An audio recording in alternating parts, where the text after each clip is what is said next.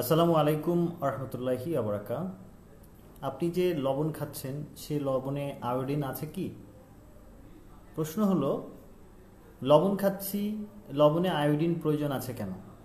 তার আগে আমি আপনাদেরকে বলে দিচ্ছি যে লবণে আয়োডিন আছে কিনা সেটা আপনি কিভাবে পরীক্ষা করবেন।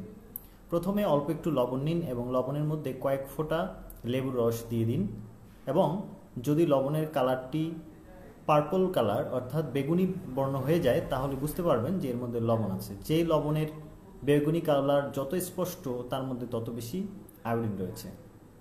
এখন কথা হলো, আয়োডিন জনিত আয়োডিনযুক্ত লবণ আমরা কেন খাবো? আয়োডিনের অভাবে যে সকল রোগ হয় তার মধ্যে অন্যতম হলো গলগণ্ড, হাবাগোবা রোগ হয়। অনেক সময় চোখের জ্যোতি সংক্রান্ত বিষয়ে আয়োডিন বেশ ভূমিকা রাখে।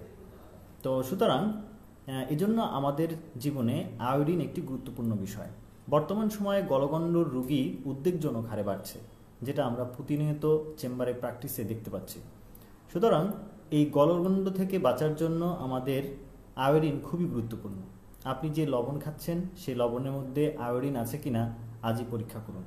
না হয় আপনি লবণ খাচ্ছেন, আয়োডিনযুক্ত লবণ লেখা আছে, কিন্তু আপনি আয়োডিন পাচ্ছেন না। তাহলে কি আপনি দীর্ঘমেয়াদী রোগের রোগী হয়ে